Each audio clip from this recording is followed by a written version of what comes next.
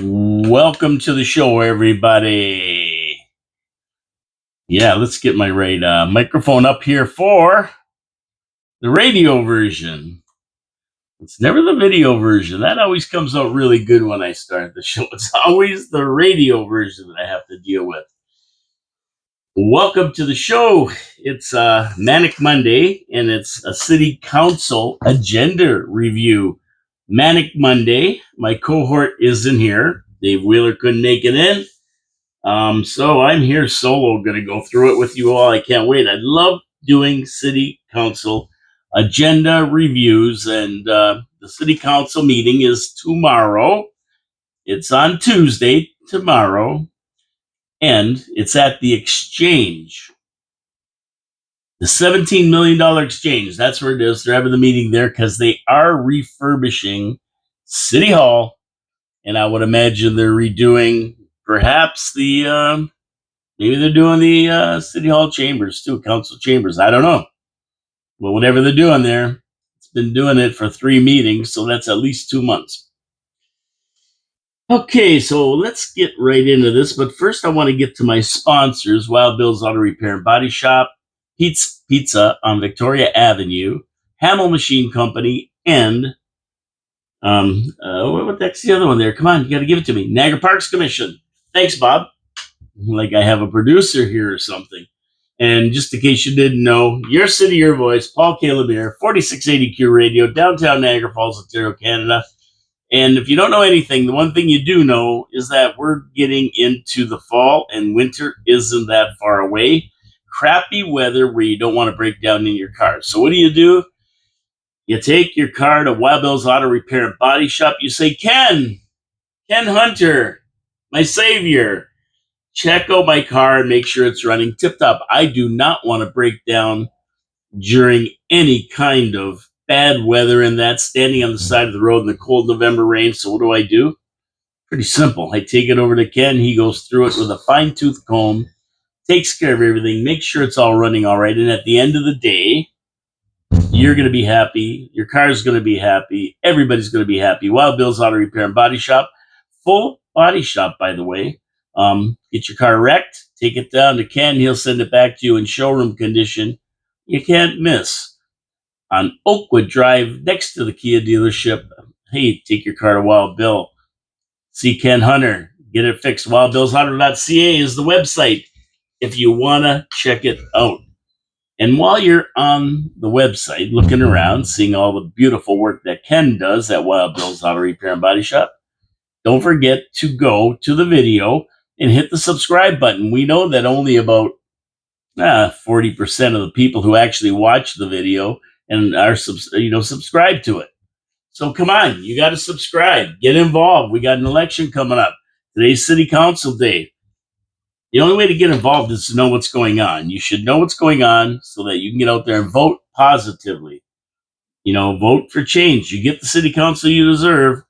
And when 27% of the people, which is the turnout last election, decide to get out and vote, you get what they want because they put the people in there they want because they want those people because those people do what they want. See what I'm getting at here? It's a vicious cycle.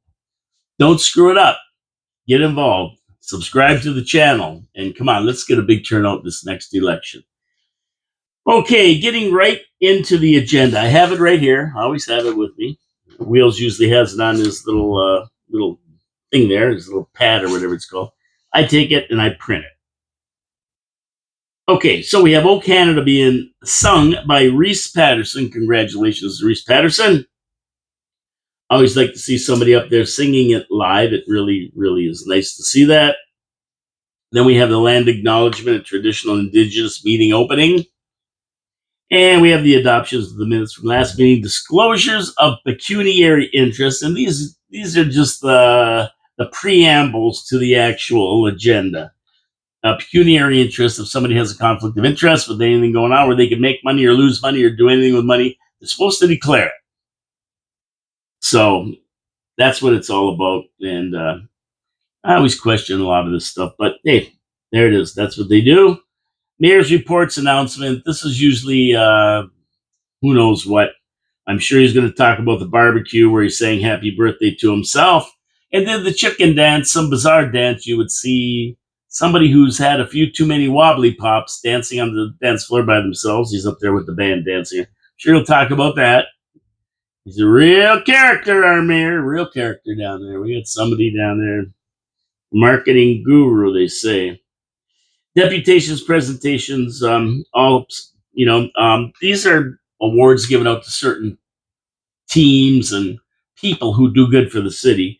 My thing is get them the hell off the agenda, send them where they belong, to the sports pad, the Gale Center, or to the Exchange, or to the McBain Center where they belong. Get it out of city council meeting, but they haven't listened to me ever. So the under 11 and under AA Niagara Falls Falcons baseball team is going to get recognized for their achievements during the year, and the same with the Southern Tier Admirals under 11 AAA hockey team. And they're going to be recognized for their achievements this year. They must have won some title or something, because that's when they usually haul them in to get some awards. Now we move on to item 8.1, which is a public meeting with regard to 3 on-street townhouse development on Orchard Avenue. So if you go down to Orchard Avenue and Dunn Street, there's a plot of land. They're going to put 3 townhouses that face Orchard Avenue, rather on Orchard Avenue on that corner. And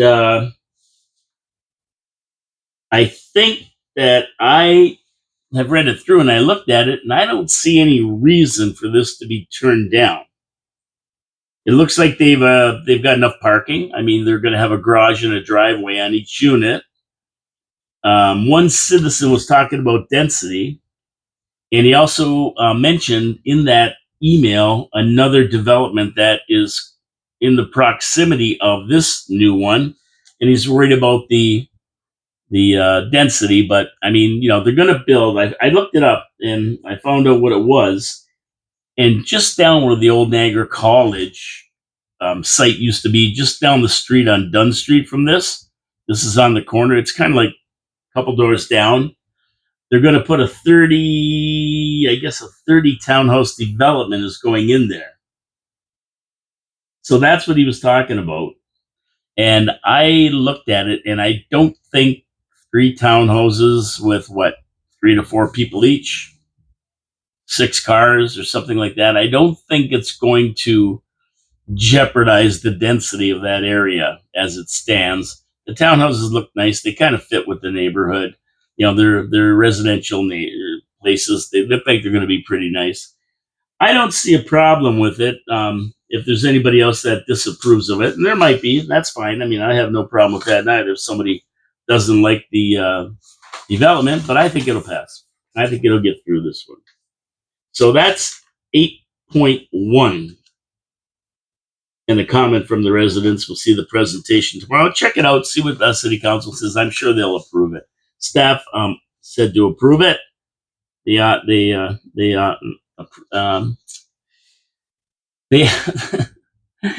recommendation is to approve it.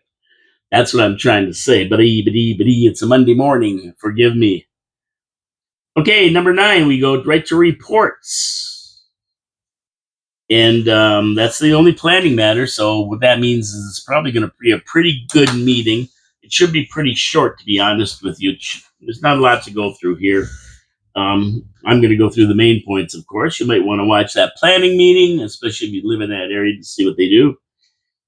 9.1 customer service standards policy. And okay.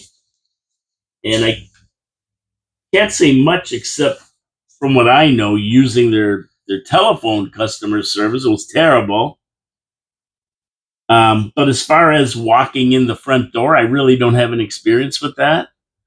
But they are trying to make it better for us, the residents, and they're creating some customer service standards so people in there know what they're supposed to be doing and how they're supposed to be treating us, and what their expectations are of staff that works with customer service.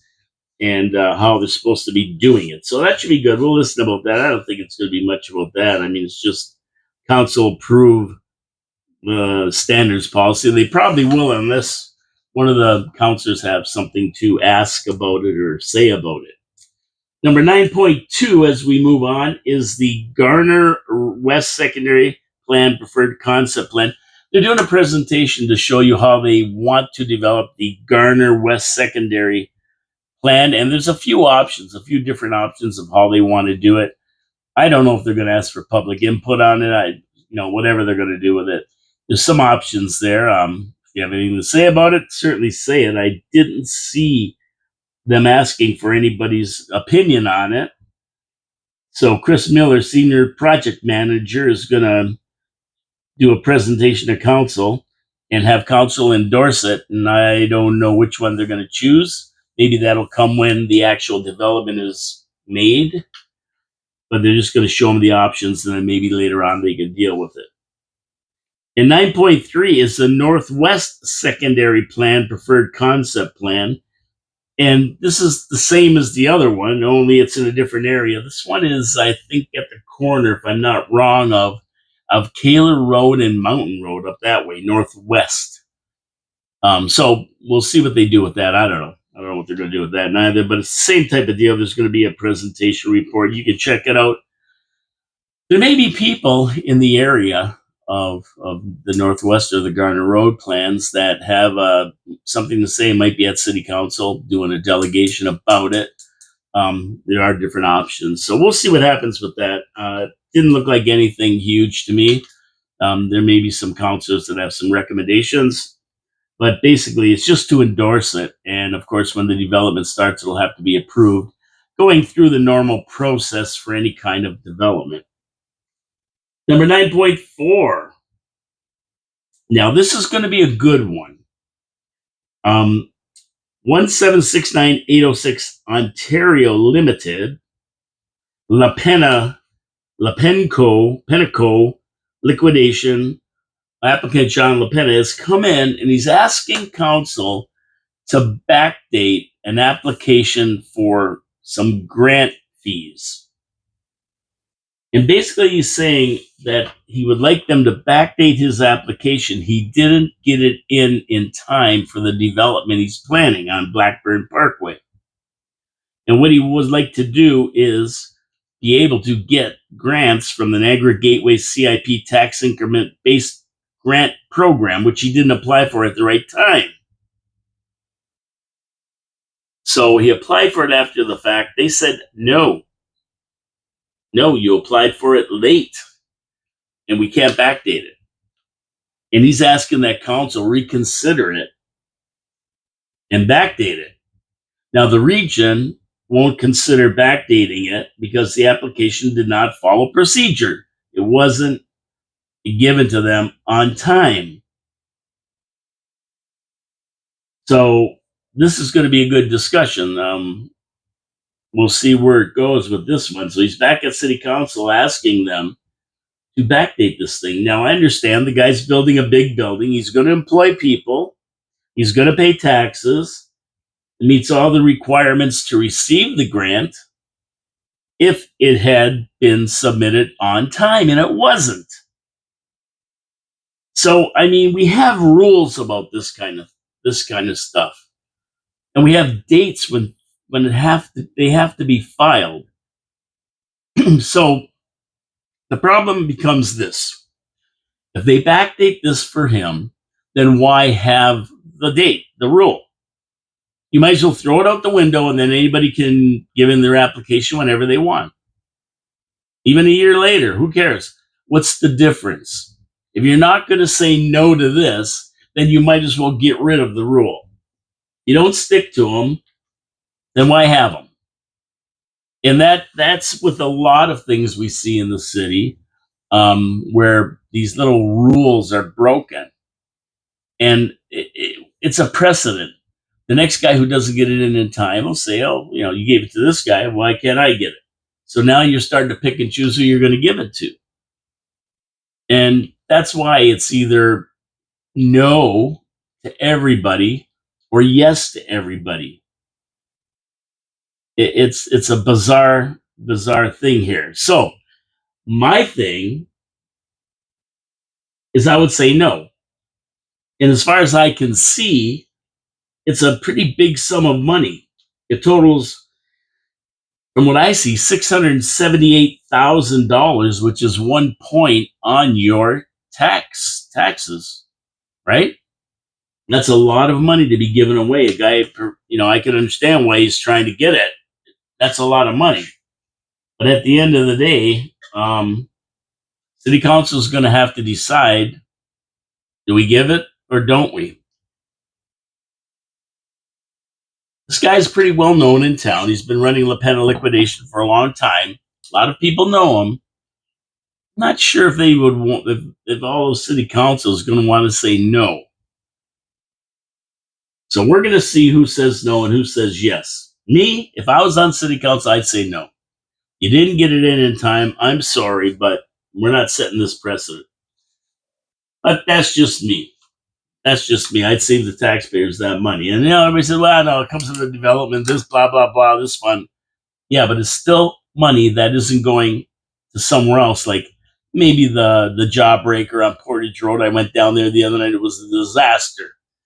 So we'll see what the council says about this. Me, I'd say no. I don't want to set a precedent, number one.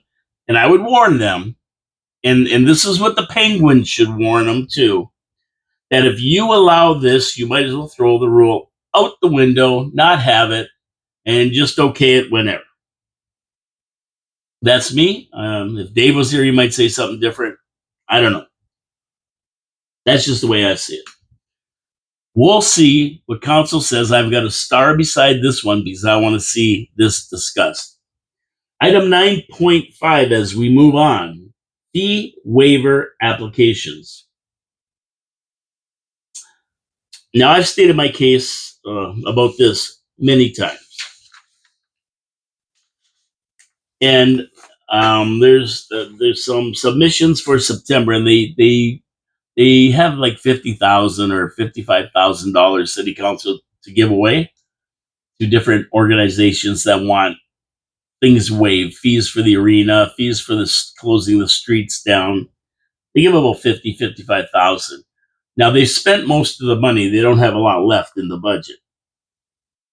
So council can approve or deny the fees, and one's for the Ontario Festival of Culture, Arts and Sports, NIAGARA Fiesta Extravaganza, for $462.57. So let's just talk about that for a second. They're having a festival. If they can't raise $462.57 of their own, I don't know if they should be having the festival. This doesn't seem like a lot that they have to come to City Hall to waive. And you have to remember, this is your money. This is taxpayer money they're giving to this group. I mean, I would say that people attending it should be able to kick in enough to get $462.57, or they should have enough to do it already. So it's a cost associated with the painting of lines in the parking lot of Fireman's Park. It's not even for the festival. Huh. Why are they applying for that? To waive the costs associated with the painting of lines in the parking lot. What the heck lines do they want painted on there? This is a weird one. We got to ask about that. I got to find out what that's. So I got to listen to that one because I want to find out why is the Ontario Festival of Culture, Arts and Sports, Niagara Fiesta Extravaganza want money to paint the lines in the parking lot of Fireman's Park? Okay, we got to find out what that's all about. Sorry, I didn't even notice that before, but that's pretty bizarre. The second one is Niagara Jazz Festival, Big Easy second line celebration in the amount of $226 to waive the costs associated with the street use special event permit. Once again, $226. Nothing against Niagara Jazz Festival, Big Easy second line celebration, but you don't have $226. You have to lean on taxpayers for it. No. I would say no. Now this one, Nikola Tesla Day Festival, Tesla Fest 2025, in the amount of $1,369 to waive the fees pertaining to the building permit and business license fee. No, you're running the event. You should be able to pay this fee. You should be able to pay this fee. Have a 50-50 draw. Raise enough money to do it. I don't get that enough. See, this is the problem. We got to just stop giving money away to these events. Events should be able to support themselves. They really should be. Taxpayers shouldn't have to support them other than by attending the events. We go there, we buy tickets, we do this, we 50-50, we go to the food trucks, we help the sponsor, we sponsor it, businesses sponsor it. They shouldn't need this. But I think we got to get away from this kind of stuff. At least now times are tough. We could use the 50,000 that they've given away this year for better, bigger, and better things. The cruising on the queue always gets $4,000 or $5,000, and they had the biggest night ever on the Super Cruise. And I just say, like, it's been 10 years. They're successful. They're making money. Do they really have to lean on the taxpayers for money? You got to wonder. I mean, it's expensive having the festival. It's successful. It's the biggest cruise night ever. It was huge last week. I'm sure they made money on it. And I know they give the money away, but take $5,000 out of the money that they made during the year to help so cities don't have to sponsor it. All taxpayers don't have to sponsor it, and pay that tab and then give the rest away. I mean, I don't know. I don't know what the city's going to do, but they should curtail some of these giveaways. We'll see what happens. Watch that one. That's another one. 9.5 fee waiver applications, and that'll be the last time, I think, for this year that any money's going to be given away, because they do it in every 4 months, every quarter, every 4 months. So every third year. Okay, 9.6 finance. Item 9.6. And item 9.6 is the city 2023 audited financial statements. And I'm going to get to that in a minute after my second sponsor, Pete's Pizza on Victoria Avenue. And if you want a good pizza, you want it consistently good, because that's the secret of pizza. Get a good pizza here one day and then it's garbage the next. So what you want to do is go somewhere where they make it good all the time. And that's where Pete's Pizza comes into the picture here. They use the Mancini family recipe for the crust and the sauce. Been around for 40 years. They put it on the pizza with a beautiful combination of mozzarella and brick cheese in the right ratios, so you taste it all. Fresh toppings, you got yourself a winning pizza.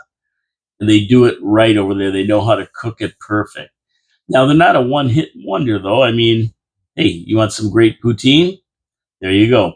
Pete's Pizza Victoria Avenue. Steak and cheese poutine. All kinds of different poutine. You want some good wings? Oh, they got all kinds of wings over there, including my favorite, hot buffalo. What else do they have? Panzerotti, fries. They got everything there. They got a full menu there. Even if you don't like pizza, you can find something you love on this menu. And they do it right. Open till 2 in the morning, Friday and Saturday for your convenience, till midnight during the week. It's just a great place to go to get pizza. And guess what? For all you out in the northwest of the city, Kaler Road out west there, out west, Stone and Kaler, a brand new location is opening up soon. And you'll be able to enjoy fresh hot pizzas for Pete's Pizza as well. Same owner, Stone Road. How do you get a hold of them? 905-374-2222. Or go to their website, petespizza.victoria.ca. You can't go wrong. Get yourself a great pizza. You know you want one. And thank you for supporting our sponsors. Okay, item 9.6. This is to approve audited statements year ending 2023. So we're going back 2 years and finally getting audited statements. It has been Jason Burgess's mission to get all these statements for the city audited and done. They're up to 2023 now. So council has to approve them. I mean, you can go through the 89 pages if you like I went through them, but I'm not a chartered accountant. I haven't been trained for this. So it's a bit beyond me to look at the numbers and interpret them. I mean, you can look at the numbers and say, oh, they spent this, they spent, but you have to interpret them is the tough part. And it looks like we have almost $1 billion of assets, a surplus of cash, at least at the end of 2023, when the books are finished for 2023. The accounting procedures have changed. I know that since 2023, I believe. If I'm wrong, correct me there, CAO Jason Burgess. I could be wrong, or Tiffany Clark. I lovingly call them the penguin and the squirrel, respectively. But if you hear me call them that, you'll know who I'm talking about. But I could be wrong. Correct me if I am. I apologize if I'm wrong. I can only read it. Like I say, I'm not trained. I'm not an accountant. But it looks like we had at the end of 2023 reserve surpluses of 55 million, and they're reserves that we can use as we see fit. They're not earmarked for anything by legislation. And we have 102 million restricted to only certain items to be used for, like development charges can be used for whatever you want. Not so with other charges. Oh, sorry, development charges can only be used for certain things, but the 55 million can be used for anything you want. Right? It's like the casino funds. We can use them for what we want.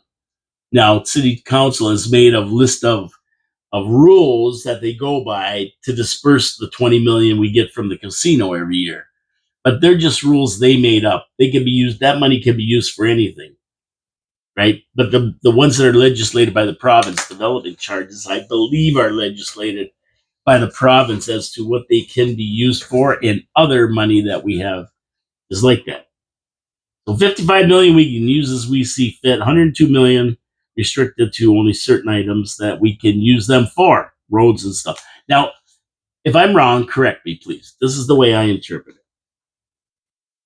And that's about all I can say about that. Maybe an accountant out there can look at them and say more and give some comments on them, but I'm not professionally trained or have the ability to do that. Check it out for yourself on the agenda, which can be found at niagarafalls.ca under City Council Agenda. And you can go in there and take a look at it and see what you think. But there it is, 89 pages of numbers and explanations. What kind of explanations? Not really. They're an accountant's accounting firm's audit for the money. Okay, a couple years behind, better late than never. Okay, so we're going to move on to, now I'm skipping some items. You might go, hey, Paul, you missed this or you missed that. Well, there's some items that are really, they're not anything big. They're approvals and stuff like that. I'm trying to stick basically to what I'm running through here, right? And stick on the track, that kind of track. So you might go through the when you go through the agenda, you may see things that I didn't mention. It's because I didn't feel that I'm going to sit here and talk about them, their approvals or whatever. But a lot I'm going to talk about. So item 10.1, declare surplus part of Burning Springs Hill between Niagara River Parkway and Portage Road. And that's the old parkway that runs beside the old road that runs from the top of Portage Road as it rounds the casino there and goes to Chippewa. And it runs down just next to the Rankin Power Station they recently refurbished to the parkway. They've declared it surplus, and the Parks Commission has bought it, it looks like. They're asking that council authorize it to be declared surplus, that road. Nobody uses that road anymore anyway. We used to go down it on our bikes. It used to be Dead Man's Hill, I think they called it.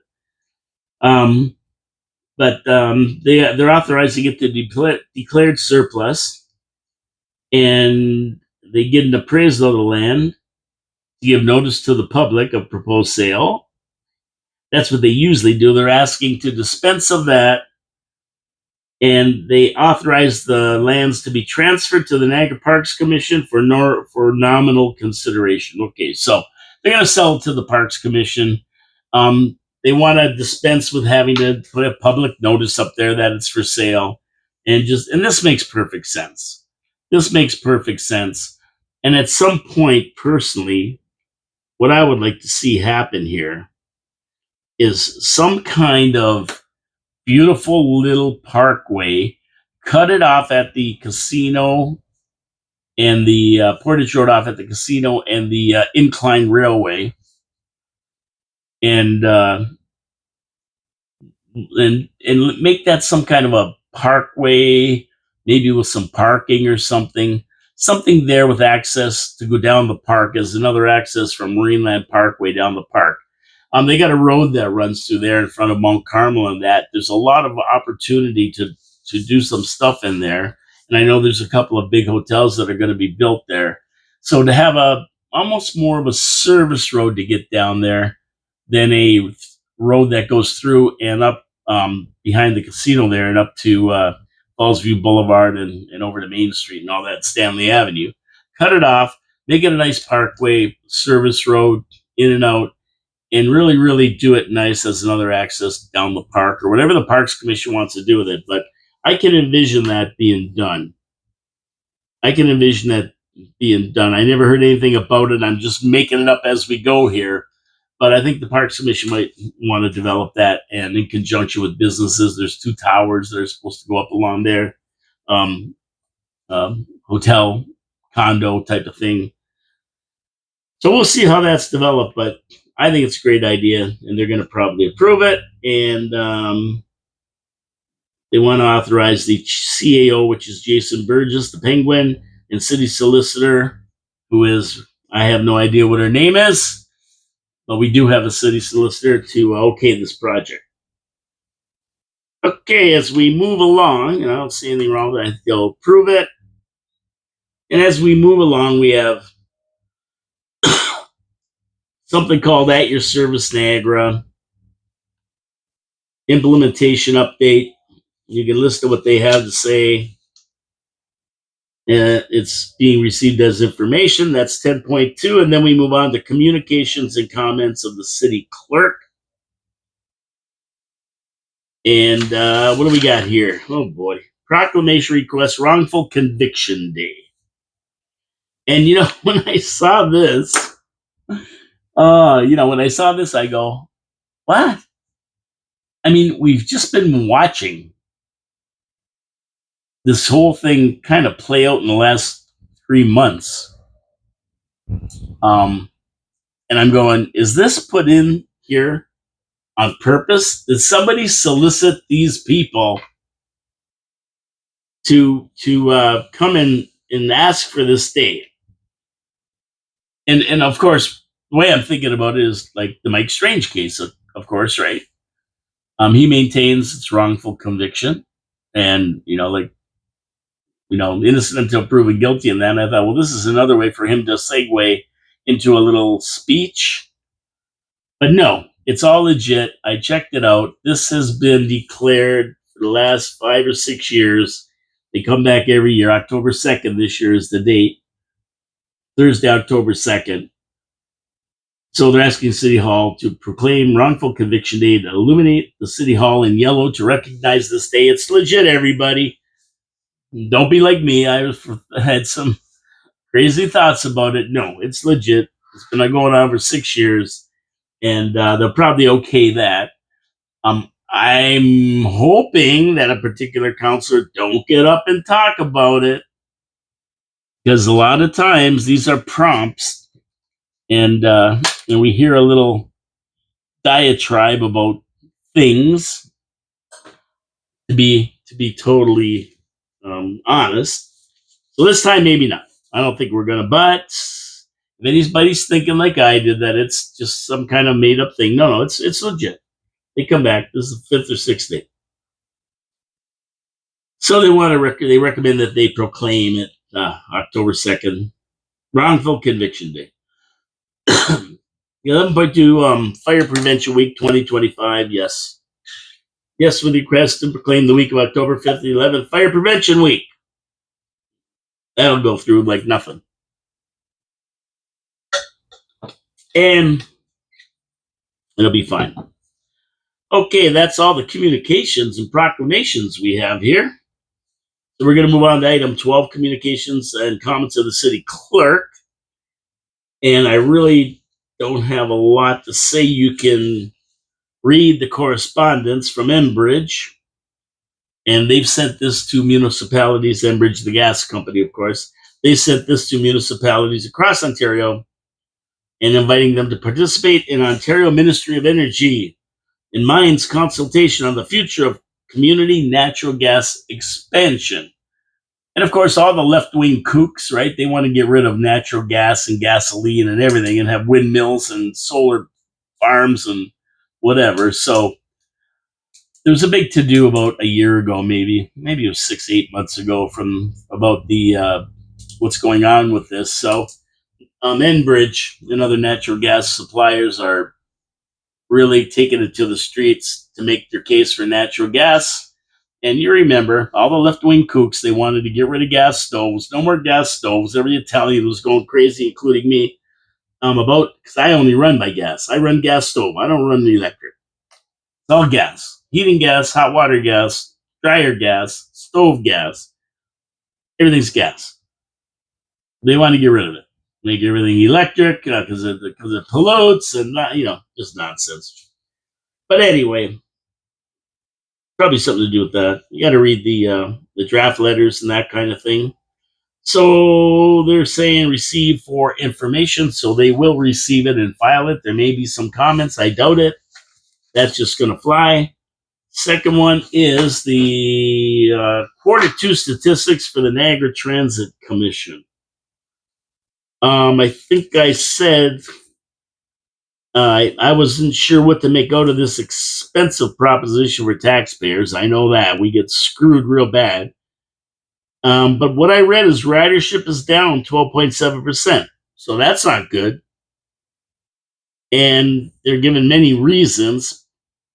But I think probably the biggest one is convenience. I think if you took away all the offshore people that use it, students and other people, refugees, whatever, the ridership would crash other than for specialty services. And as the refugees move out of hotels and get through their school programs and get out of this area, maybe, ridership will probably drop again, although winter months should see an increase, just simply because it's hard for people to ride their e-bikes and walk when it's snowing out like crazy and it's really cold. So we'll see what Q3 and Q4 says when it's all said and done. But I know one thing, they're going to be looking for an increase this year. That's a guarantee. And also that we're going to get stiffed as usual. You know that. And if you remember, we go back when we gave Niagara Transit all of our equipment, everything, well, $35 million worth. And we are supposed to do that. And the bill from the Niagara region for transit would come back with a zero outcome. In other words, we used to pay $7.5 million for transit in the city. That would be our part. Well, guess what? That's up to 17 or 18 million, maybe more next year. And it hasn't worked out as good as these guys were in city council telling us this big story. And the only one that questioned it to the hilt was Lori Lococo, and she still does, Councilor Lococo. We'll see what they have to say about this report, if they say anything at all. And that is item, I said, 12.2. Okay, so we move on. 12.3, City of Thorold respecting publication of the Sexual Offender Registry. They passed a resolution by the City Council regarding the publication of the Sexual Offender Registry. And I read it and I agree with it. Publish it. We all want to know about it. Especially after what happened in Welland. I think it's time. Item 12.4 corresponds from the Old St. John's Heritage. Letter from the Council of Old St. John's Stafford Heritage Association with information pertaining to their 200th year anniversary. And if you don't know where St. John's is, it's at the Stafford Green. It's the old, I think it's Anglican. I think it's an Anglican church. But anyway, it's an invitation to go to this 200th anniversary event on Saturday, September 27th, 2025 at 2:00. Recommended that council receive the information received, and there'll be a lot of counselors there. This is a really old church in town, and there's been a lot of people out in Stamford, that area there, that have attended there, and from other parts of the city too, but probably a lot from Stamford Green, and that kind of thing. So, yeah, interesting. Old St. John's Heritage Association is having a party. Celebrate their 200th anniversary. Congratulations to Old St. John's. Okay, the next is ratification of in-camera. So, of course, before every meeting, and that's why if you tune in tomorrow, don't forget, you don't want to be tuning in before 5 o'clock. I mean, you can if you want. It's supposed to start at 4 for the public, but it usually doesn't get done till 5 because they're in camera. So it starts at 5. They're in camera at 2 o'clock, and they run about 3 hours. Talk about top secret stuff that we can't know about, of course. And then they make decisions. And then they have pizza, and they have wings. And I think they got a DJ there. And Mayor Jim does his chicken dance. Mike Strange does his tight pants dance. And they're all happy, and they come out and do the city council meeting. Now, I don't know if any of that's true. I might be exaggerating a little bit, but they do talk about city stuff that is requires not to be talked about in public because it could be about personnel or other things, legal things that they can't talk about in public. But they do announce them, and then there's a ratification number 13. Then we have motions for consideration. And we do have a notice of motion, which I like. And the motion is introduced by Councillor Lori Lococo regarding our automated speed enforcement program. That's right. Those speed cameras, the Blade Runner and the Painter, just take care of on a daily basis. Well, you know what? In Toronto, they've had it. There's just too much vandalism. Doug Ford said he's getting rid of them. Well, that's it. I'm telling municipalities right now to get rid of them. And if you don't, I will pass legislation to ban them, to outlaw them. Now, City Council last meeting okayed them because they see this giant pot of gold just sitting there. You know, like Jason Burgess, the penguin, and the squirrel. They're like this. Oh, boy, more money. They're going to be disappointed, I think. I'm not sure, but there's a motion by Lori Lococo that says, notice of motion, automated speed enforcement cameras, that basically says, listen, the provinces are going to do away with them, so let's just halt our program right now. Forget about it. Forget about it. These one-eyed bandits are just a tax grab. They're just a cash grab, I should say. Well, I mean, it's a tax in a way, but they're a cash grab. They don't do anything for safety. I've talked about this before. So they said, no, we're going to get rid of them. So Lord Lococo is saying, instead of wasting time on this, forget about it. Forget about it. Let's just say no now. Let's just change our yes to a no. And I know there's some city council members that don't want to. They want to pursue this. Well, of course, because it's money. And more money coming into the city means more money that they can waste. So we'll see what they say about that. If it was me, I would put my hand up. Yeah, let's forget about this. It's just going to be a waste of time. The regions grabbed everybody for enough. And I'll talk a little bit more maybe about that again tomorrow because it's a pretty good thing. I talked about it on Friday, I believe. So not much more needs to be said. We'll see what Doug Ford does, but there's no use us wasting time and doing surveys and wasting money when Doug Ford is going to get rid of them. And he's pretty adamant that he's getting rid of them if the cities don't. Some cities might not. It's a big cash cow, big cash grab. We'll see. We'll see. So next, we move on to new business. We don't know what new business is going to be. Of course, we don't know until the councilors get up and talk about new business. That's how simple it was. I wonder if they're going to have a minute of silence for Charlie Kirk. Interesting. That'd be pretty nice. I don't think they will, but I know that Jody Burdett wanted to do a delegation. I heard about that, but they wouldn't let him.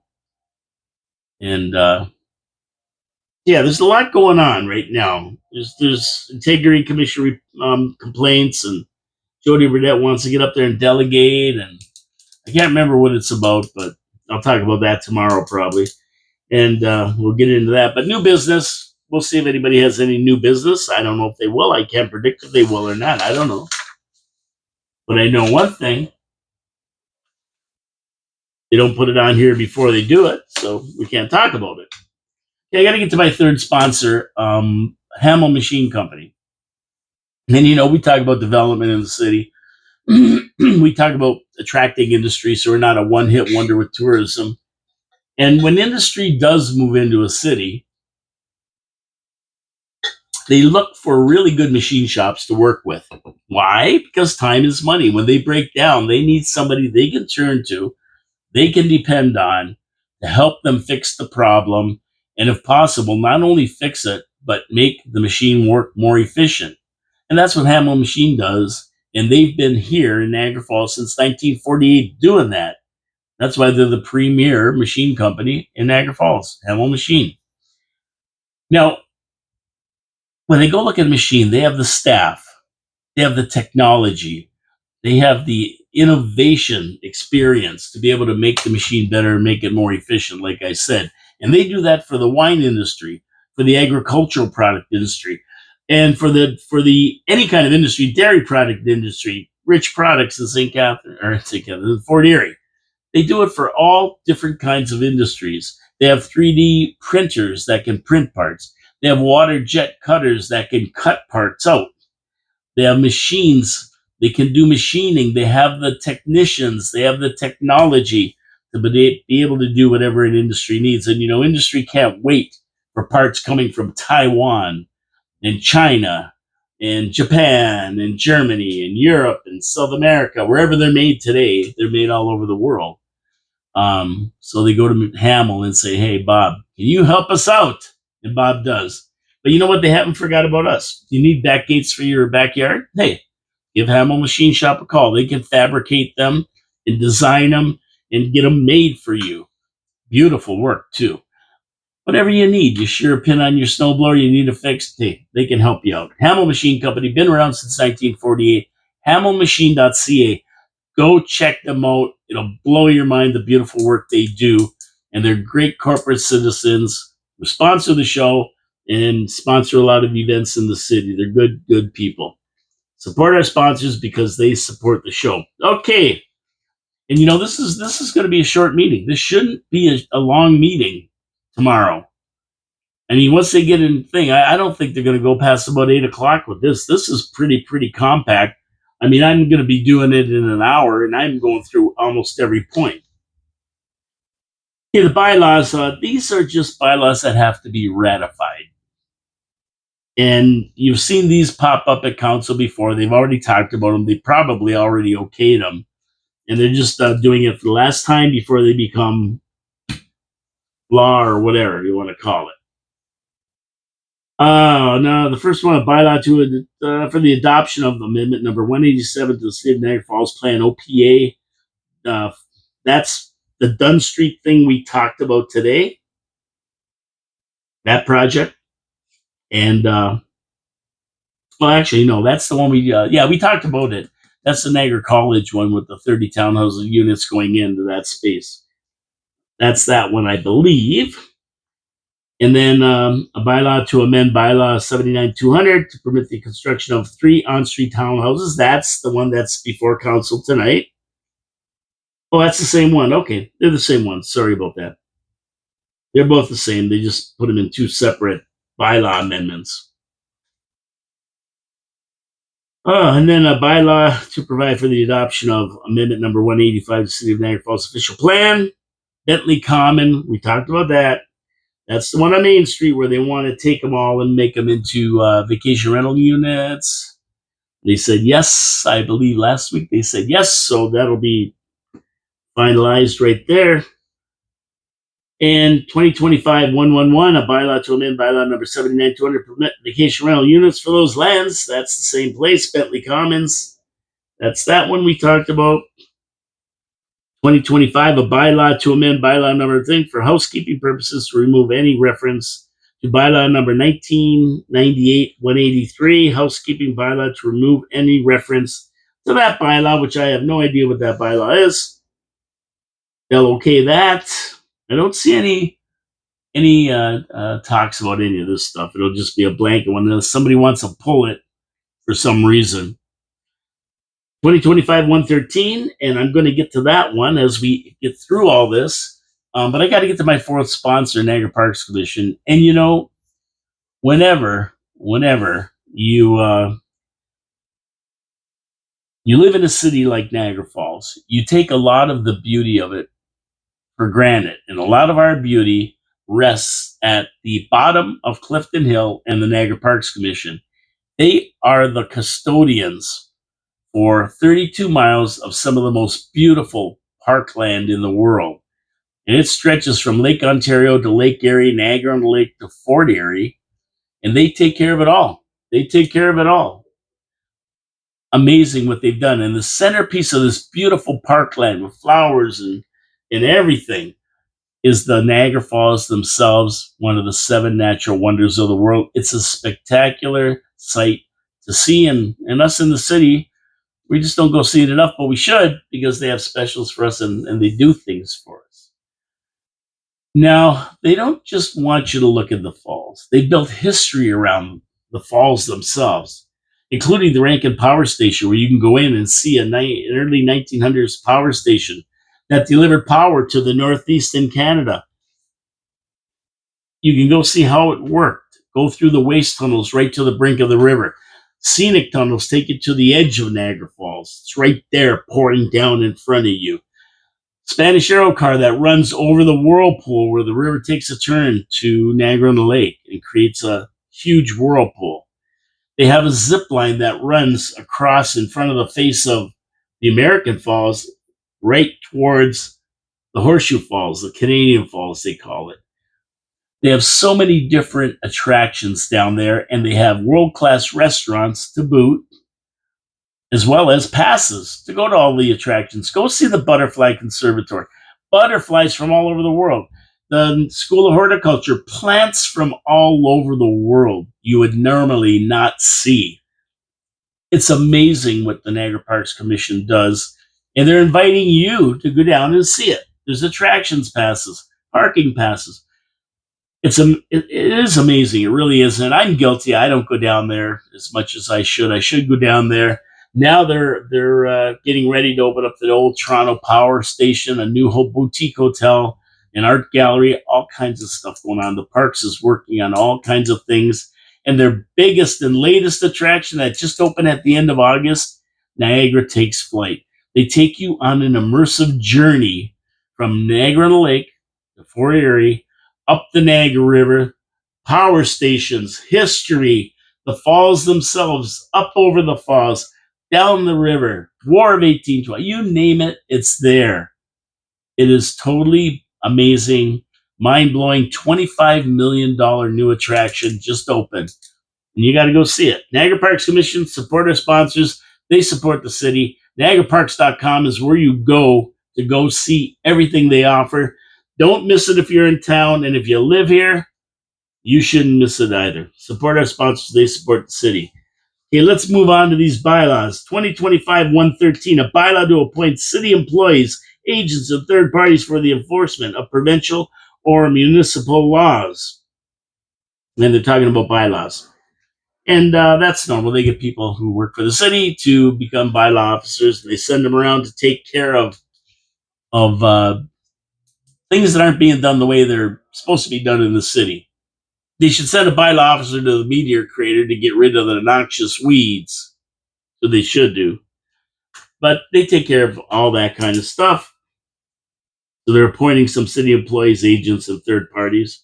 And they always do that. They have commissioner officers that go around collecting fines or giving out tickets and then collecting fines and that kind of thing. 2025-114, a bylaw to adopt, ratify, and confirm the actions of the city council meeting. City council has a meeting held on the 16th day of September 2025, and that is tomorrow. When the city council hits, they're going to confirm everything. And that, my friends, is about it. That's it. Adjournment. King James. Weird. He's going to hit the gavel and say, somebody adjourn this meeting. I adjourn it. I second it. See you guys later. We're out of here.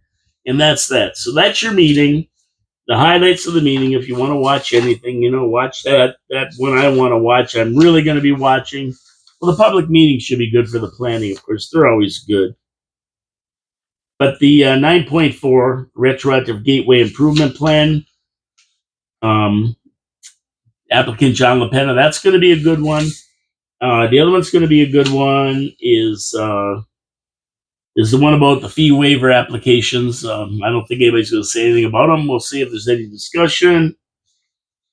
And other than that, I don't see a lot that's really, really, really crazy. This meeting, it's going to be a short meeting. They should be out of there. Everybody should be gone and should be good now. Tomorrow shows Trash Talking Tuesday, and I'm going to be hitting a lot of different things. I'm going to be hitting this whole to-do about Haley Bateman and her video regarding the assassination of Charlie Kirk. I'm going to be hitting the Charlie Kirk thing, talking a little bit about that. Talk about a little bit of a few things in city council. I'll look at the agenda tomorrow morning because sometimes there's additions that I missed today. And whatever I say about the agenda, you got to remember that on the show we're only able to get certain information.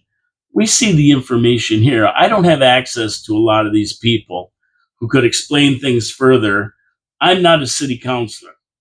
So what we expect is our city council to actually step up to the plate and do their job. They should be looking through all those 89 pages if they have any questions. They should be looking at all these reports, going out to locations if they have to.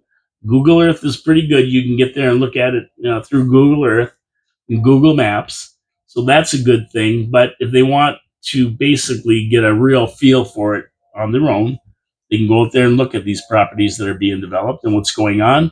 And when you get through the meeting, we hope that some of them have done their homework and they have questions that I probably don't have. So I can only give you what I see here. That's about it. I don't have access to the other information. So take it for what it is. Watch out for those things. Watch when they're spending your money. It's going to be interesting to see what they do with that $678,000 grant money to LaPena Company when they applied late and they broke the rule. We'll see if council stands tall or they fold like a cheap suit. We'll see what happens. Anyway, tomorrow we're going to talk about a bunch of stuff. We'll get through the city stuff. There's a lot of stuff to talk about in the city going on. It's always crazy after a weekend, and seeing as how I did the city council agenda, I really didn't have time to get to any of that stuff. Wednesday will be absolutely. Thursday and Friday, I'm not going to do a show. I won't be doing a show, so if you tune in, you won't see me, you won't hear me, because I'll be gone away. I'm going away for a couple of days, taking a couple of days off, and then just going to relax and take it easy before we get into the fall here in October, with hockey season starting again. And then we have the city council budget meeting at the end of November. And December, we have the meeting to okay the budget and finally hammer it out. That's the capital budget we're dealing with. And then we move into the operations budget in the new year. And by the way, our tax bills are due the end of this month. I'll talk about that tomorrow too, and then we'll go from there. But it's a long 3-4 months coming up. There's lots going on in the city, especially with your money, taxpayer money. And as we move through the new year, we're going to be moving into an election next year at this time. There's an election next October. So we got to get ready for that. And that's why I say subscribe to the channel, hit the like button, leave comments, do it all. Help the show, because the more people that are involved, the more we can get it out there, the better for everybody. We do not want a 27% turnout. We see what low turnouts do. If you haven't learned your lesson by now, it's time to learn your lesson. Let's pick it up here. And part of it is tuning into the show and seeing what's going on, and me getting you mad enough to say, we're mad as hell and we're not going to take it anymore, because you're looking at a 6% increase coming down the barrel possibly. Tune in. Come on. Let's get going. Let's get smart. It's our money. It's your city. It's your voice. It's your vote, and it's your money. So let's get this act on the road. Let's get this show on the road and do what's right. My name is Paul Calabere. This is Your City, Your Voice, 4680Q Radio, downtown Niagara Falls, Ontario, Canada. Thank you so much for tuning in. Be back tomorrow at noon with Trash Talking Tuesday. Promises made, promises kept. God bless you all. Have a great rest of the day. Enjoy this weather. I don't think it's going to be around that long.